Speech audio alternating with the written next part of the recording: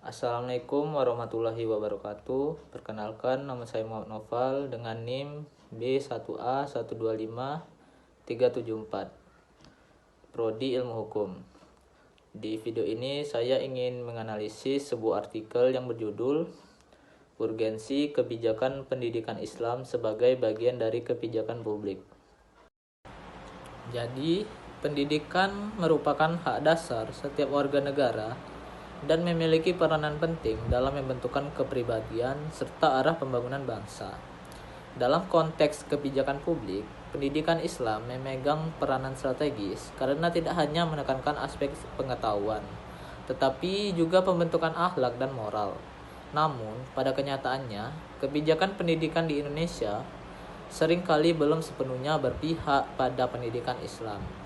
Hal ini terlihat dari masih terbatasnya dukungan terhadap lembaga pendidikan Islam seperti pesantren, ketimpangan sertifikasi guru, hingga perubahan kurikulum yang kerap dipengaruhi oleh kepentingan politik.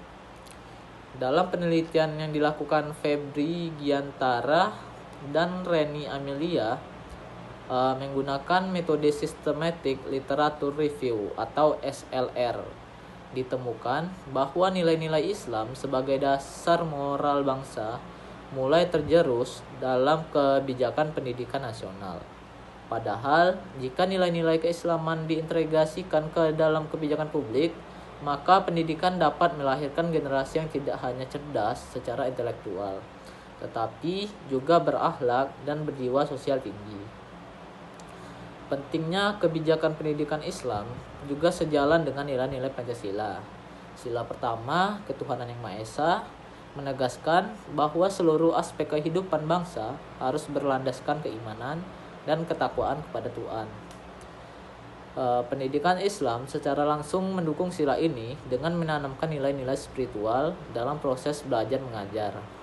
Ada juga sila kedua, kemanusiaan yang adil dan beradab, tercermin dalam tujuan pendidikan Islam yang ingin membentuk manusia yang beradab dan menjunjung tinggi nilai kemanusiaan.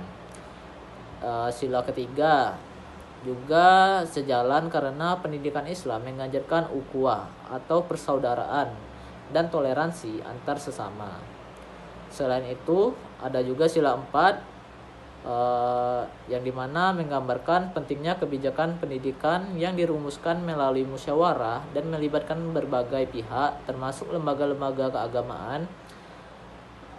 Juga ada sila 5 yang menuntut agar kebijakan pendidikan tidak diskriminatif dan mampu memberi kesempatan yang sama bagi semua, termasuk lembaga pendidikan Islam. Dengan demikian, kebijakan pendidikan Islam memiliki urgensi yang besar dalam pembentukan kebijakan publik di Indonesia. Kebijakan yang berpijak pada nilai-nilai Islam dan Pancasila akan menghasilkan sistem pendidikan yang tidak hanya mencetak manusia pintar, tetapi juga berkarakter, beriman, dan memiliki kepedulian sosial. Jadi, hanya itu yang dapat saya sampaikan. Saya akhiri, wassalamualaikum warahmatullahi wabarakatuh.